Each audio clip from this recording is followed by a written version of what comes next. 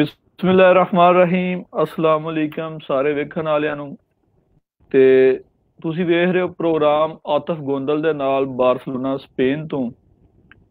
ਅੱਜ ਦਾ ਅਸੀਂ ਪ੍ਰੋਗਰਾਮ ਰੱਖਿਆ ਕਿ ਅਸੀਂ ਦੇਖ ਰਹੇ ਹਾਂ ਕਿ ਪਿਛਲੇ ਕਈਆਂ ਦਿਨਾਂ ਤੋਂ ਜਨਾਬ ਸਾਡੇ ਸਿੱਖ ਭਰਾ ਜਿਹੜੇ ਨੇ ਇਹ ਪੂਰੀ ਦੁਨੀਆ ਦੇ ਸਰਾਪਾ ਇhtਜਾਜ ਨੇ। ਇਹਨਾਂ ਦੇ ਵਾਸਤੇ ਅਸੀਂ ਇੱਕ ਪ੍ਰੋਗਰਾਮ ਰੱਖਿਆ ਕਿ ਇਹਨਾਂ ਕੋਲ ਪੁੱਛੀਏ ਕਿ ਆਖਰ ਇਹ ਕਿਉਂ ਇhtਜਾਜ ਕਰਦੇ ਨੇ। ਤੇ मैं अपने प्रोग्राम दे विच दावत दी अज कश्मीर सिंह साहब नूं तुहानूं वैलकम करना जी आया नूं अपने प्रोग्राम दे विच। बड़ा शुक्रिया तुसीं आए हो। कश्मीर सिंह साहब तुसीं ये दसो कि मोदी हुकूमत ने एक किहड़ा ऐसा इंज दा कानून बनाया है जिस वजह तो कि तुसीं पूरी दुनिया ते सरापा इhtजाज हो। जी कश्मीर सिंह साहब। सब तो पहला मैं कश्मीर सिंह बार्सिलोना तो बोलदा। मैं सारे देखने वाले स्रोतियां नूं जो मेरे भाई पाकिस्तानी सारे देखते सारिਆਂ ਨੂੰ मेरे ਵੱਲੋਂ वाहिगुरू जी का खालसा वाहिगुरू जी की फतेह दा हाफिज़। सारे देखने वाले जिन्हां नूं सत श्री अकाल। हाँ जी जी मैं तुहाडे अगे कि ਇਹ आखिर मोदी हुकूमत ने एक किहड़े इंज दा कानून बनाया है जिस वजह तो तुसी पूरी दुनिया ते सरापा इhtजाज हो। इत्थे भी असीं देखिआ तुसी रैली कड्ढी पूरी दुनिया च, टोरंटो च, इंग्लैंड च, पूरी दुनिया च तुसी रैलियां कड्ढदे हो कि एक किहड़ा कानून। ज़ाहिर आम लोग जिहड़े ने पुछना चाहते ने कि तुहाडे कोलों कि किहड़ा ऐसा मोदी ने कानून बनाया है जिस वजह तो तुसी पूरी दुनिया ते इhtजाज पे करदे हो। जी कश्मीर सिंह साहब। साहब साडे इंडिया दे विच कल्ले सिख नहीं, सारे धर्म मुसलमान होण, हिंदू होण, ईसाई होण, सिख सारे धर्म जिहड़े खेती करदे आ। पर ये खेती दे उत्ते साडी गौरमेंट जिहड़ी भाजपा दी सरकार आई है इन्हां ने इहो ਜਿਹੇ 3 कानून थोप दित्ते आ जो कि साडी एक मौत दे वारंट आ।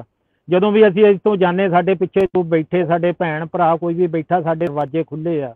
ਪਰ ਜਿਹੜਾ ਗੌਰਮੈਂਟ ਇਹ ਕਾਨੂੰਨ ਲੈ ਕੇ ਆਈ ਆ ਇਹ ਸਾਰਾ ਸਾਡੇ ਨਾਲ ਇੱਕ ਧੋਖਾ ਕੀਤਾ ਜਾ ਰਿਹਾ। ਸਾਡੀਆਂ ਜ਼ਮੀਨਾਂ ਹੜਪਣ ਕਰਕੇ ਸਾਰਾ ਕੁਝ ਕੀਤਾ ਜਾ ਰਿਹਾ ਵਾ। ਇਹ ਇਕੱਲੇ ਸਾਂ ਦਾ ਮਸਲਾ ਨਹੀਂ, ਇਹ ਸਾਰੇ ਇੰਡੀਆ ਦੇ ਜਿੰਨੇ ਕਾਸ਼ਤਕਾਰ ਆ ਜਿਹੜਾ ਵੀ ਕਾਸ਼ਤ ਕਰਦਾ ਖੇਤੀ ਦਾ 80% ਲੋਕ ਇਹ ਬਿੱਲ ਦੇ ਬਰਖਲਾਫ ਆ। ਇਹ कश्मीर सिंह साहब यही दोस्त अहबाब सुनना चाहते हैं क्या ऐसा केड़ा कानून है कि इस कानून के तहत किसान जिहड़ा जिमीदार है उन्होंने की नुकसान हो सकता है तुहाडे ख्याल के मुताबिक दसो प्लीज जरा। लोग ने सुनना चाहते हैं तुहाडे कोलों। भाई साहब ਇਹਦੇ ਨਾਲ ਜਿਹੜੀਆਂ ਸਾਡੀਆਂ ਜ਼ਮੀਨਾਂ ਵਾ ਉਹਨਾਂ ਤੇ ਜ਼ਮੀਨਾਂ 'ਚ ਜੇ ਕਿਸੇ ਦੇ ਕਾਰਪੋਰੇਟ ਘਰਾਣੇ ਨੇ ਆਣ ਕੇ ਕੋਈ ਉੱਥੇ ਬਿਲਡਿੰਗ ਬਣਾ ਲਈ ਤਾਂ ਉਹਨੇ ਸਾਡੇ ਤੇ ਕਬਜ਼ਾ ਕਰ ਲੈਣਾ। ਸਾਡੇ ਇਹੋ ਜਿਹੇ ਕਾਨੂੰਨ ਥੋਪੇ ਜਾ ਰਹੇ ਜੋ ਗੌਰਮੈਂਟ ਕਹੇ ਅਸੀਂ ਉਹੀ ਬੀਜ ਸਕਦੇ ਹਾਂ, ਉਹੀ ਬੀਜ ਸਕਦੇ, ਉਹੀ ਵੱਢ ਸਕਦੇ। ਅਸੀਂ ਉਹਨਾਂ ਨੌਕਰੀ ਕਰਨ ਵਾਲੇ ਹੋ ਜਾਾਂਗੇ।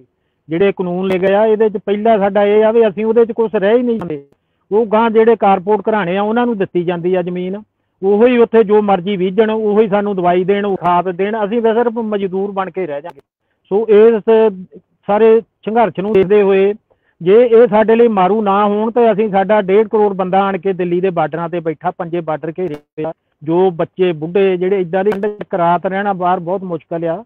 ਪਰ ਉਹ ਜਿਹੜੇ ਤੋਂ 32 ਦਿਨ ਹੋ ਗਏ ਆ ਵਿਚਾਰੇ ਉਹ ਬਾਹਰ ਬੈਠੇ ਆ, ਕਦੀ ਬਾਰਿਸ਼ ਆ ਜਾਂਦੀ, ਕਦੀ ਕੁਛ ਆ ਜਾਂਦਾ, ਕਦੀ ਕੁਛ ਹੁੰਦਾ। ਪਰ ਇਹ ਕਰਕੇ ਸਾਡੇ ਲਈ ਇਹੋ ਮਾਰੂ ਸਾਬਤ ਹੋ ਸਕਦੇ ਜਿਹੜੇ ਗੌਰਮੈਂਟ ਨੇ ਕਾਨੂੰਨ ਬਣਾਏ ਆ। ਸੋ ਇਸ ਕਰਕੇ ਅਸੀਂ ਇਹਨਾਂ ਦਾ ਵਿਰੋਧ ਕਰ ਰਹੇ। नहीं तुसी की आंदे हो कि ये जिहड़ा कानून इस गौरमेंट ने बनाया ਉਹਦੇ तहत ना तुसी अपनी फसल अपनी मर्जी नाल बीज सकदे हो ते ना ही तुसी इनू अपनी मर्जी नाल काश्त कर सकदे हो, ना ही बेच सकदे हो काल नू। ये इस तरह ही है।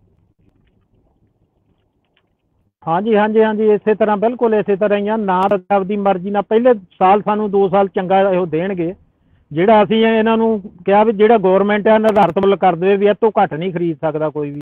ਜਦੋਂ ਇਹ ਕਾਰਪੋਰੇਟ ਘਰਾਣੇ ਆ ਜਾਣਗੇ, ਜਦੋਂ ਅਸੀਂ ਆਪਣੀ ਜ਼ਮੀਨ ਤੇ ਜੋ ਬੀਜ ਉਹਨਾਂ ਦੀ ਮਰਜ਼ੀ ਨਾਲ ਬੀਜਣਾ, ਉਹਨਾਂ ਦੀ ਮਰਜ਼ੀ ਨਾਲ ਇਹਨਾਂ ਖਰੀਦਣਾ ਵਾ। ਜਿੱਦਣ ਉਹ ਖਰੀਦਣ ਲੱਗੇ ਇਹ ਵੀ ਕਹਿ ਸਕਦੇ ਇਹ ਕਾਣਾ ਹੋ ਗਿਆ, ਇਹ ਕੱਚਾ ਆ ਗਿਆ, ਇਹ ਆ ਗਿਆ, ਕਣਕ 'ਚ ਸਲਾਬ ਆ ਗਈ।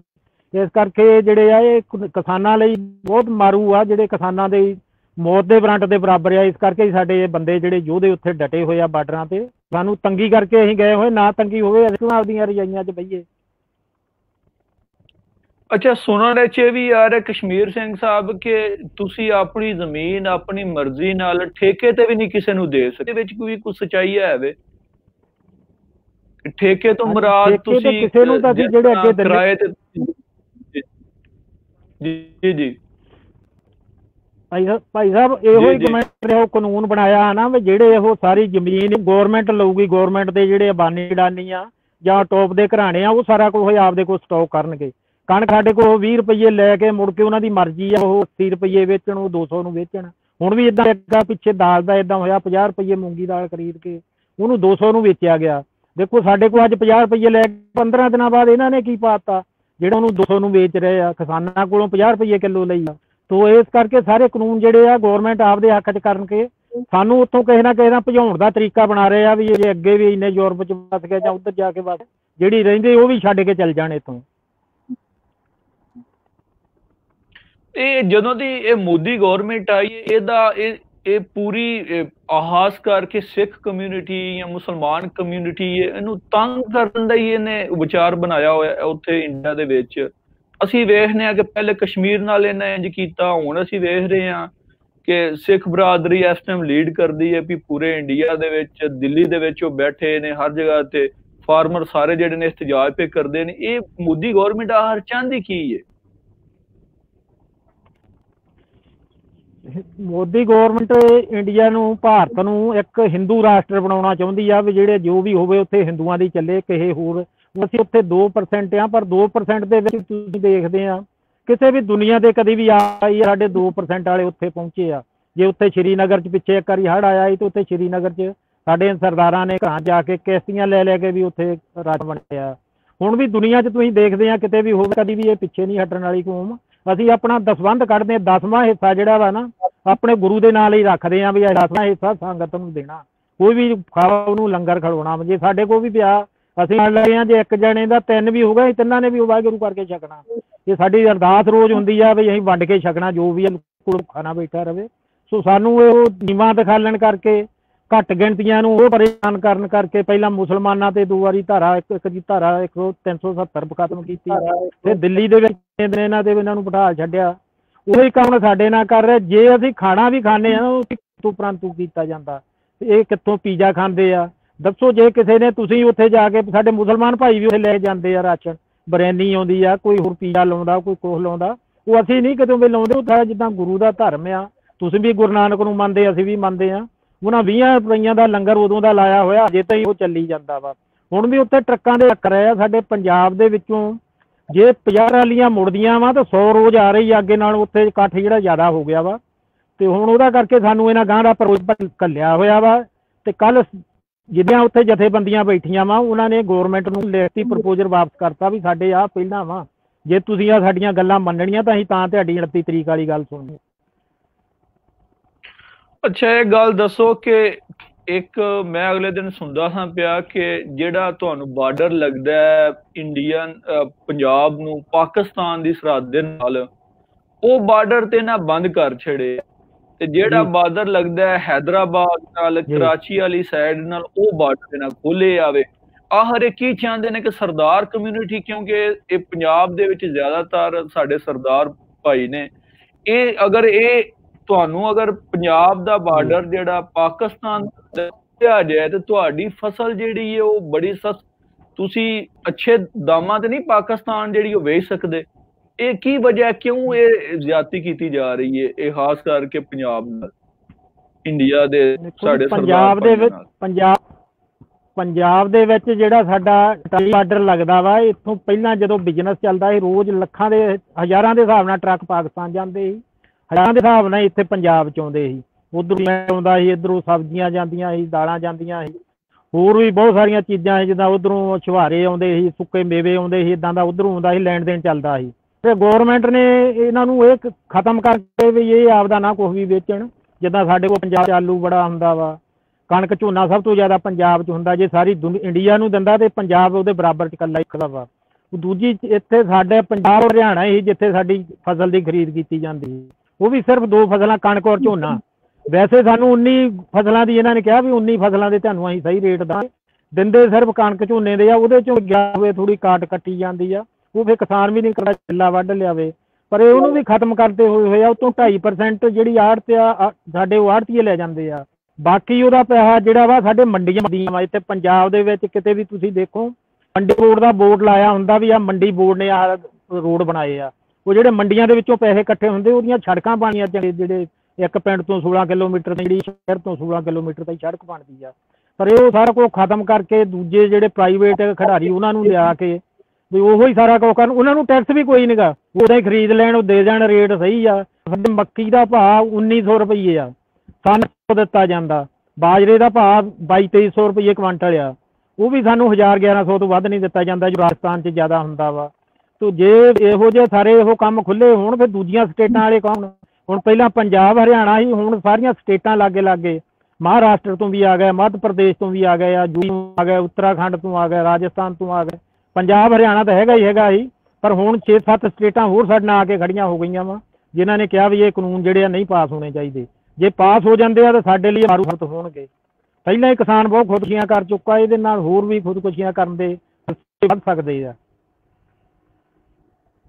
ਅੱਛਾ ਦੱਸੋ ਕਿ ਇਸ ਟਾਈਮ ਦਿੱਲੀ ਦੇ ਵਿੱਚ ਤਕਰੀਬਨ 1 ਮਾਹ ਤੋਂ ਉੱਪਰ ਤੁਹਾਡਾ ਟਾਈਮ ਹੋ ਗਿਆ ਉੱਥੇ ਲੋਕ ਬੈਠੇ ਨੇ, ਤੇ ਕਿਆ ਗੌਰਮੈਂਟ ਨੇ ਕੋਈ ਆਖਿਆ ਕੋਈ ਗੱਲਬਾਤ ਕਰਨ ਵਾਸਤੇ? ਗੌਰਮੈਂਟ ਤਿਆਰ ਹੋਈ ਹੈ? ਮੋਦੀ ਗੌਰਮੈਂਟ ਜਿਹੜੀ? ਹਾਂਜੀ ਅੱਜ 32 ਦਿਨ ਹੋ ਗਏ ਸਾਡੇ ਜਿਹੜੀਆਂ ਜਥੇਬੰਦੀਆਂ ਜਿਹਨਾਂ ਬਾਰਡਰ ਤੇ ਆਣ ਕੇ ਬੈਠਿਆਂ ਨੂੰ। ਉਹਦੇ ਵਿੱਚ ਬੱਚੇ ਵੀ ਆ, ਬੁੱਢੇ ਵੀ ਆ, ਬਜ਼ੁਰਗ ਵੀ ਆ, ਬੀਬੀਆਂ ਵੀ ਆ, ਭੈਣਾਂ ਵੀ ਆ, ਮੇਰੇ ਬਰਾਬਰ ਦੇ ਭਾਈ ਵੀ ਆ, ਜ਼ਿਆਦੀ ਉਮਰ ਦੇ ਵੀ ਆ। ਪਰ ਉਹਨਾਂ ਨੂੰ 5 ਰੌਂਦ ਦੀ ਗੱਲਬਾਤ ਲਈ ਅੱਗੇ ਸੱਦ ਹਟਿਆ, ਪਰ ਉਹ ਗੇਰ ਉੱਥੇ ਹੀ ਅੜਿਆ ਹੋਇਆ, ਨਹੀਂ ਆਹ ਤੁਸੀਂ ਛੱਡੋ, ਆਹ ਲੈ ਲਓ, ਆਹ ਛੱਡੋ, ਆਹ ਲੈ ਲਓ। ਹੁਣ ਉਹ ਕਹਿੰਦੇ ਜੇ 3 ਪ੍ਰਪੋਜ਼ਲ ਇਹਨਾਂ ਨੇ ਦਿੱਤੇ ਸੀ, 3 ਬਿੱਲ ਦਿੱਤੇ ਸਾਡੇ ਖੇਤੀ ਮਾਰੂ, ਇਹਨਾਂ ਦੀ ਸੋਧ ਕਰ ਦਿੰਦੇ ਆ, ਇਹ ਵਾਪਸ ਨਹੀਂ ਲੈਣੇ। ਤੇ ਸਾਡੇ ਜਿਹੜੇ ਯੋਧੇ ਆ ਇਹ ਉੱਥੇ ਅੜੇ ਹੋਏ ਆ ਵੀ ਅਸੀਂ ਵਾਪਸ ਨਹੀਂ ਕਰਾਉਣੇ। ਅਸੀਂ ਅੱਗੇ 32 ਦਿਨ ਬਹਿ ਗਏ, 6 ਮਹੀਨੇ ਬਹਿਣਾ ਵਾ ਜੋ ਮੂਹਰੇ 26 ਜਨਵਰੀ ਵਾਲੇ 26 ਜਨਵਰੀ ਲਈ ਕੱਢਤਾ ਵੀ ਅਸੀਂ ਵੀ ਜਾਵਾਂਗੇ ਉੱਤੇ। ਤੇ ਕਰਕੇ ਗੌਰਮੈਂਟ ਦਾ ਵੀ ਗੋਡੇ ਤੇ ਲੱਗੇ ਹੋਏ ਆ, ਪਰ ਆਪਦੀ ਜਿਹੜੀ ਹੈਂਕੜਬਾਜੀ ਆ ਉਹਦੇ ਤੋਂ ਪਿੱਛੇ ਹਟਣ ਨੂੰ ਤਿਆਰ ਨਹੀਂ ਸਰਕਾਰ। ਸਰਕਾਰ ਨੇ ਆਪਦਾ ਪੂਰਾ ਜ਼ੋਰ ਲਾਇਆ ਹੋਇਆ ਉੱਥੇ ਖੁਫੀਆ ਤੰਤਰ ਲਾ ਕੇ ਵਿੱਚੋਂ ਬਦਨਾਮੀ ਕਰਨ ਕਰਕੇ। ਪਰ ਸਾਡੇ ਜਿਹੜੇ ਜਿੰਨੇ ਵੀ ਤੁਸੀਂ ਜਦੋਂ ਦਾ ਦੇਖਦੇ, ਤੁਸੀਂ ਵੀ ਦੇਖਦੇ ਰਹਿੰਦੇ ਟੀਵੀ ਤੇ ਸੰਘਰਸ਼, ਕਿਸੇ ਵੀ ਬੰਦੇ ਨੇ ਅੱਜ ਤਾਈਂ ਕਿਤੇ ਦੀ ਨਹੀਂ ਮਾਰੀ। ਇੰਨਾ ਸ਼ਾਂਤਮਈ ਅੰਦੋਲਨ ਚੱਲ ਰਿਹਾ। ਕੋਈ ਦਾਤਾ ਅਸੀਂ ਹੀ ਸਵੇਰੇ ਤੇ ਇਹਨਾਂ ਦੀ ਅਰਦਾਸ ਕਰਦੇ ਹਾਂ ਅਸੀਂ ਤੇ ਯੂਰਪ ਦੇ ਸਾਰੀ ਦੁਨੀਆ ਦੇ ਗੁਰਦੁਆਰਿਆਂ 'ਚ ਹੁੰਦੀ ਆ ਵੀ ਇਹਨਾਂ ਨੂੰ ਦਾਤਾ ਚੜ੍ਹਦੀ ਕਲਾ 'ਚ ਰੱਖੇ, ਇਹਨਾਂ ਦੇ ਕੋਈ ਇਹੋ ਜਿਹੀ ਹੋਣੀ ਨਾ ਹੋਏ। ਪਰ ਫਿਰ ਵੀ ਸਾਡੇ 40 ਤੱਕ ਉੱਥੇ ਜਿਹੜੇ ਸ਼ਹੀਦ ਹੋ ਚੁੱਕੇ ਆ, ਜਿਹੜੇ ਤਾਡਾਂ ਤੇ ਆਏ ਸੀ, ਕਿਸੇ ਨੂੰ ਅਟੈਕ ਹੋ ਗਿਆ, ਕੋਈ ਠੰਡ ਨਾਲ ਮਰ ਗਿਆ, ਕੋਈ ਉੱਦਾਂ 40 ਤੋਂ ਜ਼ਿਆਦਾ ਅੱਜ ਤੱਕ ਹੋ ਸਕਦੇ। ਸਵੇਰ ਦੀ ਰਿਪੋਰਟ ਮੇਰੇ ਕੋਲ 40 ਦੀ ਹੋ ਸਕਦਾ, ਅੱਜ ਠੰਡ ਹੋਰ ਵੀ ਜ਼ਿਆਦਾ ਹੈ ਇੱਥੇ ਦੇ ਬਰਾਬਰ ਆ ਅੱਜ ਉੱਥੇ। ਤੇ ਜਿਹਨਾਂ ਬਾਹਰ ਬਹਿਣਾ ਵਾ ਉਹ ਤੁਹਾਨੂੰ ਪਤਾ ਹੀ ਜੇ ਕੋਈ ਬਜ਼ੁਰਗ ਆ, ਕੋਈ ਮਾਤਾ ਜਿਆਦੀ ਸਿਆਣੀ ਉਮਰ ਦੀ ਆ, ਤੇ ਠੰਡ ਨਾਲ ਤਾਂ ਕੋਈ ਵੀ ਹੋ ਸਕਦਾ ਵਾ। ਪਰ ਸਾਡੇ 40 ਤੱਕ ਸ਼ਹੀਦ ਹੋ ਗਏ ਉੱਥੇ ਬੰਦੇ। ਅੱਛਾ ਇਹ ਦੱਸੋ ਕਿ 29 ਦਸੰਬਰ ਦੀ ਗੌਰਮੈਂਟ ਨੇ ਆਖਿਆ ਕਿ ਮੁਜ਼ਾਕਰਾਤ ਦੀ ਪੇਸ਼ਕਸ਼ ਕੀਤੀ ਉਹਨਾਂ, ਤੇ ਕੀ ਸਮਝਦੇ ਹੋ ਕਿ ਕੋਈ ਗੱਲਬਾਤ ਬਣ ਜੇ ਦੀ? ਜਿਹੜੇ ਸਰਦਾਰ ਬੈਠੇ ਨੇ ਮੁਜ਼ਾਕਰਾਤ ਦੇ, ਇਹਨਾਂ ਆਖਿਆ ਕਿ ਠੀਕ ਹੈ ਅਸੀਂ ਮੁਜ਼ਾਕਰਾਤ ਕਰਨ ਵਾਸਤੇ ਤਿਆਰ ਹਾਂ? ਗੱਲਬਾਤ ਕਰਨ ਵਾਸਤੇ ਜਿਹੜੇ ਸਰਦਾਰ ਬੈਠੇ ਨੇ 29 ਦਸੰਬਰ ਦਾ ਉਹਨਾਂ ਆਖਿਆ। ਜੀ ਹਾਂਜੀ ਬਿਲਕੁਲ ਤੁਹਾਡੀ ਗੱਲ ਸਹੀ ਆ। 29 ਤਰੀਕ ਨੂੰ 29 ਦਸੰਬਰ ਨੂੰ ਉਹਨਾਂ ਨੇ ਸੱਦਾ ਕਿਸਾਨਾਂ ਨੂੰ ਫੇ। ਪਰ ਕਿਸਾਨਾਂ ਨੇ ਕਿਹਾ ਸਾਨੂੰ ਜਿਹੜਾ ਹੈਗਾ ਉਹ ਆਪ ਮੈਂ ਮੰਤਰੀ ਮੂਹਰੇ ਨਹੀਂ ਹੁੰਦੇ, ਜਿਹੜੇ ਛੋਟੇ ਲੈਵਲ ਦੇ ਆ ਉਹਨਾਂ ਨੂੰ ਮੂਹਰੇ ਕਰ ਦਿੰਦੇ ਵੀ ਆਹ ਤੁਸੀਂ ਲੈਟਰ ਲਿਖ ਦਿਓ ਸਾਨੂੰ। ਇਹਦੇ ਵਿੱਚ ਇਕੱਲੇ ਸਰਦਾਰ ਨਹੀਂ, ਸਾਰੇ ਹੋਰ ਸਾਡੇ ਕੋਲ ਡਕੈਤ ਜਿਹੜੇ ਆ ਮੱਧ ਪ੍ਰਦੇਸ਼ ਤੋਂ ਆਏ ਹੋਏ, ਯੂਪੀ ਤੋਂ, ਜਿੰਨੇ 340 ਜਥੇਬੰਦੀਆਂ ਵਾ ਜਿਨ੍ਹਾਂ ਚੋਂ 40 ਬੰਦਿਆਂ ਨੇ ਜਾਣਾ ਵਾ ਉਦਣ। ਪਰ ਉਹ ਗੌਰਮੈਂਟ ਦੀ ਕੋਈ ਨਿਗਾਹ ਨਹੀਂ ਲੱਗਦੀ, ਕੋਈ ਸਾਨੂੰ ਇਹ ਕਰ ਦਿਓ। ਉਹ ਕਿਸਾਨਾਂ ਦੀ ਗੱਲ ਇਹ ਆ ਵੀ ਅਸੀਂ ਵਾਪਸ ਕਰਾਉਣੇ ਆ, ਉਹਨਾਂ ਦੀ ਗੱਲ ਇਹ ਆ ਵੀ ਇਹਨੂੰ ਸਾਰੇ ਨੂੰ ਦੁਬਾਰਾ ਬਣਾ ਲਓ। ਉਹ ਕਹਿੰਦੇ ਜੇ ਦੁਬਾਰਾ ਹੀ ਬਣਾਉਣੇ ਆ ਤਾਂ ਫਿਰ ਰੋਕੇ ਬਣਾ ਲਾਂਗੇ। ਜਿੱਦਾਂ ਹਾਈ ਕੋਰਟ ਨੇ ਵੀ ਇਹੋ ਆਰਡਰ ਕਰ ਦਿੱਤਾ ਵੀ ਇਹ ਇੱਥੇ ਹੈਗਾ, ਇਹਨੂੰ ਅੰਦੋਲਨ ਨੂੰ ਇੱਥੇ ਰੋਕਿਆ ਜਾਵੇ, ਇਹਨੂੰ ਬਿੱਲ ਨੂੰ ਨਾ ਗਾਂਹ ਵਧਾਇਆ ਜਾਵੇ। ਪਰ ਸਰਕਾਰ ਜਿਹੜੀ ਆ, ਸਰਕਾਰ ਪਤਾ ਨਹੀਂ ਕੀ ਕੁਛ ਚਾਹੁੰਦੀ ਆ। ਜਿੱਥੇ 40 ਬੰਦੇ ਅੱਜ ਤਾਈਂ ਸ਼ਹੀਦ ਹੋ ਗਏ ਆ, ਕੀ ਹੋਰ ਕਰਾਉਣਾ ਚਾਹੁੰਦੇ ਆ? ਰੋਜ਼ ਉੱਥੇ ਨਵੇਂ ਇਹਨਾਂ ਦੇ ਬੰਦੇ ਜਾਂਦੇ ਆ, ਜਿਹਨਾਂ ਨੂੰ ਸਾਡੇ ਨੌਜਵਾਨ ਦੱਸਦੇ ਆ ਵੀ ਆਹ ਕਿਹੜੀ ਗਰੁੱਪ ਦੇ ਬੰਦੇ ਆਏ ਆ, ਕਿਹੜੇ ਆਏ ਆ। ਜਿਹੜੇ ਇਹਨੇ ਬੰਦੇ ਆ ਇਹਨਾਂ ਦੇ ਹੁਣ ਲੱਖਾਂ 'ਚ ਬੰਦਾ ਬੈਠਾ, 2 ਬੰਦੇ ਵੀ ਦੂਜੇ ਆਣ ਕੇ ਉੱਥੇ ਕੋਈ ਗਲਤ ਹਰਕਤ ਕਰ ਦੇਣ, ਕਿਤੇ ਕੋਈ ਅੱਗ ਲਾ ਦੇ, ਕੋਈ ਕਰ ਦੇ, ਤੇ ਉਹਦੇ ਨਾਲ ਨੁਕਸਾਨ ਹੋ ਸਕਦਾ, ਹੱਲ ਸਕਦੀ ਆ ਜਿੰਨੇ ਦੁਨੀਆ ਬੈਠੀ ਜਾਣ ਕੇ। ਪਰ ਦੁਨੀਆ ਦਿਨ ਵੱਧਦੀ ਜਾਂਦੀ ਆ। ਕੱਲ ਯੂਪੀ ਦੇ ਬਾਰਡਰ ਤੋਂ ਇਹਨਾਂ ਯੂਪੀ ਤੋਂ ਆਉਂਦੇ ਬੰਦੇ ਉੱਤਰ ਪ੍ਰਦੇਸ਼ ਤੋਂ ਰੋਕੇ ਸੀ, ਉਹਨਾਂ ਨੇ ਵੀ ਮੋਹਰੋਂ ਰੋਡ ਜਾਮ ਕਰਾ ਜਿਹੜਾ ਆਉਂਦਾ ਸੀ ਹਾਜੀਪੁਰ ਵਾਲਾ, ਉਹਨਾਂ ਨੇ ਉੱਥੇ ਇਹ ਕਰ ਦਿੱਤਾ ਵੀ ਅਸੀਂ ਨਾ ਜਾਣ ਦੇਣੇ ਨਾ ਆਉਣ ਦੇ। ਉਹਨਾਂ ਦੀ ਕੱਲ 150 ਟਰਾਲੀ ਛੱਡੀ ਆ ਜਿਹੜੀ ਪਿੱਛੋਂ ਨੇਪਾਲ ਦੇ ਬਾਰਡਰ ਕੋਲੋਂ ਆ ਰਹੀ ਸੀ, ਬਿਹਾਰ ਦੇ ਬਾਰਡਰ ਕੋਲੋਂ ਆ ਰਹੇ ਸੀ ਲੋਕ, ਉਸੇ ਪਹੁੰਚ ਗਏ ਆ। ਉਹਨਾਂ ਬਾਰਡਰਾਂ ਤੇ ਵੀ ਬਹੁਤ ਜ਼ਿਆਦਾ ਹਲੇ ਇੰਨੀ ਕੁ ਸੰਗਤ ਬੈਠੀ ਆ ਵੀ ਕਿਤੋਂ ਕਿਸੇ ਨੂੰ ਨਾ ਲੰਘਣ ਦੇਣ, ਉਹਨਾਂ ਦੀ ਮਰਜ਼ੀ ਆ। ਪਰ ਫਿਰ ਵੀ ਉਹ ਚੰਗੇ ਆ ਵਿਚਾਰੇ, ਹਰੇਕ ਬੰਦੇ ਦੀ ਇੱਜ਼ਤ ਕਰਦੇ ਆ, ਹਰੇਕ ਨੂੰ ਲੰਘਾਉਂਦੇ ਆ, ਆਉਣ ਜਾਣ ਦਿੰਦੇ ਆ। ਐਂਬੂਲੈਂਸ ਗੱਡੀਆਂ ਜਿਹੜੀਆਂ ਉਹਨਾਂ ਨੂੰ ਪਹਿਲ ਦੇ ਨਾਂ ਤੇ ਛੱਡੇ ਹੋਏ ਆ। ਸੋ ਇਸ ਕਰਕੇ ਇਹ ਗੌਰਮੈਂਟ ਦੇ ਸਾਡੀ ਪਾਰਟੀ ਵੱਲੋਂ ਤਾਂ ਉਹਨਾਂ ਨੂੰ ਪ੍ਰਪੋਜ਼ਲ ਇਹਨਾਂ ਨੇ ਘੱਲ ਦਿੱਤਾ ਜੀ। ਅੱਛਾ, ਇੱਕ ਸਾਈਡ ਤੋਂ ਤੇ ਉਹਨਾਂ ਆਖਿਆ ਕਿ 29 ਦਸੰਬਰ ਨੂੰ ਅਸੀਂ ਤੁਹਾਡੇ ਨਾਲ ਗੱਲਬਾਤ ਕਰਨੀ ਹੈ, ਤੇ ਦੂਸਰੀ ਸਾਈਡ ਤੋਂ ਜਿਹੜੇ ਉਹਨਾਂ ਇਹ ਕਾਨੂੰਨ ਬਣਾਏ ਨੇ, ਜਿਹੜੇ ਕਿਸਾਨਾਂ ਦੇ ਮੁਖਾਲਿਫ ਕਾਨੂੰਨ ਨੇ, ਉਹ ਆਂਦੇ ਨੇ ਕਿ ਉਹਨਾਂ ਦੀ ਇਹ ਫਵਾਇਦ ਬਿਆਨ ਕਰਦੇ ਨੇ ਕਿ ਕਾਨੂੰਨ ਬੜੇ ਅੱਛੇ ਨੇ, ਇਹਨਾਂ ਨਾਲ ਕਿਸਾਨ ਨੂੰ ਫਾਇਦਾ ਹੋਵੇਗਾ। ਇੱਕ ਸਾਈਡ ਤੋਂ ਤੁਹਾਨੂੰ ਮੁਜ਼ਾਕਰਾਤ ਦੀ ਦਾਵਤ ਦਿੰਦੇ ਨੇ, ਦੂਸਰੀ ਸਾਈਡ ਤੋਂ ਉਹੀ ਕਾਨੂੰਨ ਉਹ ਪਿਆਉਂਦੇ ਨੇ ਕਿ ਬੜੇ ਅੱਛੇ ਕਾਨੂੰਨ, ਇਹਨਾਂ ਨੂੰ ਕਿਸਾਨਾਂ ਨੂੰ ਇਹਦੇ ਨਾਲ ਫਾਇਦਾ ਹੋਵੇਗਾ। ਤੇ ਮੋਦੀ ਦੀ ਇਹ ਦੋਹਰੀ ਪਾਲਿਸੀ ਨਹੀਂ ਭਾਈ ਸਾਹਿਬ? ਜੇ ਕਾਨੂੰਨ ਅੱਛੇ ਹੋਣ ਤਾਂ ਕਿਹੜੇ ਬੰਦੇ ਦਾ ਜੀ ਕਰਦਾ ਵਾ ਆਪਦੇ ਘਰੋਂ ਬਾਹਰ ਸੜਕ ਤੇ ਸੌਂਵੇ ਇੰਨੀ ਠੰਡ ਦੇ ਵਿੱਚ? ਜੇ ਕਾਨੂੰਨ ਅੱਛੇ ਹੁੰਦੇ ਅਸੀਂ ਕਿਉਂ ਨਾ ਆਪਦੇ ਘਰ ਜਾ ਕੇ ਬੈਠੇ ਹੁੰਦੇ, ਅਸੀਂ ਵੀ ਰਜਾਈਆਂ ਆਪਣੀਆਂ 'ਚ ਬੈਠੇ ਹੁੰਦੇ। ਇਹ ਕਾਨੂੰਨ ਜਿਹੜੇ ਕਿਸਾਨਾਂ ਦੇ ਬਹੁਤ ਬਰਖਲਾਫ ਆ, ਕਿਸਾਨਾਂ ਨੂੰ ਮਾਰਨ, ਮੌਤ ਦੇ ਵਾਰੰਟ ਇੱਕ। ਕਿਉਂ ਇਹ ਜਿਹੜੇ ਇਹੋ ਹੀ ਕਹੀ ਜਾਂਦੇ ਅੱਛੇ, ਇਹਨਾਂ ਨੂੰ ਅੱਛੇ ਲੱਗਦੇ ਆ, ਸਾਨੂੰ ਨਹੀਂ ਅੱਛੇ ਲੱਗਦੇ। ਅਸੀਂ ਆਪਦੀ ਪਹਿਲਾਂ ਵੀ ਫਸਲ ਵੇਚਦੇ ਸੀ, ਹੁਣ ਵੀ ਵੇਚਦੇ। ਜੇ ਅੱਛੀ ਹੋਵੇ ਅਸੀਂ ਕਾਹਨੂੰ ਗੌਰਮੈਂਟ ਦੇ ਵਰਖਲਾਫ ਹੋਈਏ? ਪਰ ਇਹ ਜਿਹੜਾ ਵਾ ਇਹਨਾਂ ਨੂੰ ਸਾਡੀ ਹੱਥ ਜੋੜ ਕੇ ਬੇਨਤੀ ਆ ਵੀ ਜਿਹੜੇ ਵੀ ਸਾਡੇ ਭੈਣ ਭਰਾ, ਦੇਖੋ ਸਾਰੀ ਦੁਨੀਆ ਤੇ ਸ਼ਾਂਤਮਈ ਮੁਜ਼ਾਹਰੇ ਕਰ ਰਹੇ ਆ। ਮੁਜ਼ਾਹਰੇ ਤਾਂ ਹੀ ਕਰ ਰਹੇ ਆ ਸਾਨੂੰ ਕੋਈ ਦੁੱਖ ਆ। ਹੁਣ ਅਸੀਂ ਇੱਥੇ ਬੈਠੇ, ਸਾਡਾ ਇੱਕ ਭਰਾ ਵੀ ਪਿੱਛੇ ਹੈਗਾ, ਵੈਸੇ ਮਰ ਵੀ ਜਾਂਦੀ ਫਸਲ, ਅਸੀਂ ਘੱਲ ਦਿੰਦੇ ਆ। ਇਹ ਖਰੀਦਣੀਆਂ ਜੇ ਇਹਨਾਂ ਦੀ ਮਾੜੀ ਜਿਹੀ ਖਰਾਬ ਹੋ ਗਈ, ਇਹਨਾਂ ਥੋੜ੍ਹਾ ਖਰੀਦਣੀ ਸਾਡੇ ਕੋਲ। ਇਹਨਾਂ ਸਾਨੂੰ ਖਰਚਾ ਵੀ ਪਾ ਦੇਣਾ ਵਾ ਵੀ ਤੁਹਾਡੇ ਕੋਲ ਇੰਨੇ ਦੀ ਤੁਹਾਡੇ ਖਾਦ ਪੈ ਗਈ, ਇੰਨੇ ਦਾ ਬੀਜ ਪੈ ਗਿਆ। ਤੇ ਪਰ ਜਦੋਂ ਹੁਣ ਅਸੀਂ ਆਪਣੇ ਪੁਰਤੇ ਹੀ ਇਹੋ ਕਰਦੇ ਹਾਂ ਤਾਂ ਉਹ ਵੀ ਇਹਨਾਂ ਨੂੰ ਅਸੀਂ ਦੇਖ ਜਾਂਦੇ ਇਹਨਾਂ ਕੋਲ। ਸੋ ਇਸ ਕਰਕੇ ਜਿਹੜਾ ਪੰਜਾਬ ਲਈ ਖੁਸ਼ਹਾਲੀ ਜਿਹਾ, ਕੋਈ ਹਰੇਕ ਘਰ ਦਾ ਇੱਕ ਬੰਦਾ ਬਾਹਰ ਆ, ਕੋਈ ਯੂਰਪ 'ਚ ਆ, ਕੋਈ ਅਮਰੀਕਾ 'ਚ, ਕੋਈ ਕੈਨੇਡਾ 'ਚ ਆ। ਇਸ ਕਰਕੇ ਜੇ ਇੱਕ ਸਾਲ ਨਹੀਂ ਫਸਲ ਹੁੰਦੀ ਕਿ 2-4 ਸਾਲਾਂ ਬਾਅਦ ਇੱਕ ਵਾਰੀ ਸਾਨੂੰ ਧੱਕਾ ਲੱਗਦਾ, ਤੇ ਅਸੀਂ ਬਾਹਰ ਬੈਠੇ ਆਪਣੇ ਭੈਣ ਭਰਾਵਾਂ ਦੀ ਮਦਦ ਕਰ ਰਹੀ ਆ, ਲਓ ਵੀ ਤੁਸੀਂ ਇੰਨੇ ਕੁ ਸਾਡੇ ਕੋਲ ਲੈ ਲਓ, ਆਪਦਾ ਪੁੱਤਾ ਲਾਓ। ਸੋ ਇਹ ਗੌਰਮੈਂਟ ਕੋਈ ਜਰਿਆ ਨਹੀਂ ਜਾਂਦਾ ਵੀ ਇਹ ਉਹਨਾਂ ਨੂੰ ਪੈਸੇ ਘੱਲ ਕੇ ਕਿਉਂ ਇਹੋ ਜਿਹੀਆਂ ਕਰ ਰਹੇ ਆ। ਹੁਣ ਵੀ ਜੇ ਅਸੀਂ ਲੰਗਰ ਘੱਲਦੇ, ਸਾਡੇ ਲੰਗਰ ਦੇ ਪ੍ਰੰਤੂ ਇਹ ਖਾਲਿਸਤਾਨੀ ਆ, ਇਹ ਮਾਊਵਾਦੀ ਆ। ਦੱਸੋ ਅਸੀਂ ਜੇ ਅੱਜ ਤਾਈਂ ਉੱਥੇ ਕੋਈ ਇਹੋ ਜਿਹਾ, ਜੇ ਕਿਸੇ ਨੇ ਇੱਕ ਚੈਨਲ ਵਾਲੇ ਖੁਦ ਕਹਿ ਕੇ ਨਾਰਾ ਲਵਾ ਕੇ ਉਹ ਦਿਖਾਲਣ ਕਰਕੇ ਕਰ ਦਿੰਦੇ ਆ। ਜੇ 2 ਲੱਖ ਬੰਦਾ ਇੱਕ ਬਾਰਡਰ ਤੇ ਬੈਠਾ ਹੋਵੇ, ਜੇ ਇੱਕ ਨਾਰਾ ਵੀ ਗਿਆ ਤਾਂ ਉਹਦੇ 'ਚ ਹੋ ਨਹੀਂ ਸਕਦਾ ਉਹ ਅਸੀਂ ਲਾਇਆ, ਹੋਰ ਵੀ ਬੰਦੇ ਹੋ ਸਕਦੇ ਆ। ਹੋਰ ਵੀ ਹੋ ਸਕਦੇ। ਇਹ ਗੱਲ ਦੱਸੋ ਕਿ ਜੇ ਹਕੂਮਤ ਅਗਰ ਮੁਜ਼ਾਕਰਾਤ ਵੀ ਤੇ ਗੱਲ ਨਹੀਂ ਬਣਦੀ ਤੁਹਾਡੀ 29 ਦਸੰਬਰ ਨੂੰ ਜਿਹੜੀ ਉਹਨਾਂ ਪੇਸ਼ਕਸ਼ ਕੀਤੀ ਹੈ, ਤੇ ਅੱਗੂ ਦਾ ਕੀ ਲਾਇਆ ਅਮਲ ਹੈ? ਕੀ ਤੁਸੀਂ ਕਰਨ ਜਾ ਰਹੇ? ਤੁਸੀਂ ਕਿੰਨੀ ਕਿਆ ਉੱਥੇ ਮਜ਼ੀਦ ਬੈਠੇ ਨਾਲ ਹੀ ਰੱਖ ਦਿੱਤਾ ਜੀ ਸਾਡੀਆਂ? ਜੀ ਬੈਠੇ ਰਵਾਂਗੇ ਉੱਥੇ। ਦੂਜਾ 30 ਤਰੀਕ ਨੂੰ ਅਸੀਂ ਇੱਕ ਟਰੈਕਟਰ, ਜਿਹੜਾ ਇਹਦਾ ਰਿੰਗ ਰੋਡ ਆ ਦਿੱਲੀ ਦਾ, ਉਹਦੇ ਤੇ ਸਾਰੇ ਬਾਰਡਰਾਂ ਤੋਂ ਟਰੈਕਟਰਾਂ ਦੀ ਇੱਕ ਰੈਲੀ ਕੱਢਾਂਗੇ। ਉਹਦੇ ਤੋਂ ਬਾਅਦ 26 ਜਨਵਰੀ ਨੂੰ ਜਿੱਥੇ ਪਰੇਡ ਹੋਣੀ ਆ, ਉਹਦੇ 'ਚ ਜਾਣ ਦੀ ਵੀ ਮੰਗ ਆ ਕਿਸਾਨ, ਸਾਨੂੰ ਉੱਥੇ ਜਾਣ ਦੀ ਵੀ ਆਗਿਆ ਮਿਲਣੀ ਚਾਹੀਦੀ ਆ, ਕਿਉਂ ਅਸੀਂ ਕਿਸਾਨਾਂ ਤੌਰ ਤੇ ਜਾ ਸਕਦੇ ਆ। ਸਾਡਾ ਪਹਿਲਾ ਟੱਲ ਇਹੋ, ਸਾਡੀ ਸੰਘਰਸ਼ ਜਥੇਬੰਦੀਆਂ ਵਾ, ਇਹ ਇੱਕ ਦਿਨ ਪਹਿਲਾਂ ਮੀਟ ਕਰਦੀਆਂ ਕੋਈ ਵੀ ਕੰਮ ਕਰਨਾ ਹੋਵੇ। ਜੇ 29 ਨੂੰ ਨਹੀਂ ਸਾਨੂੰ ਕੋਈ ਦਿੰਦੇ ਨਾ, ਤੇ 30 ਤਰੀਕ ਨੂੰ ਰਿੰਗ ਰੋਡ ਤੇ ਟਰੈਕਟਰਾਂ ਦੀ ਰੈਲੀ ਹੋਊਗੀ।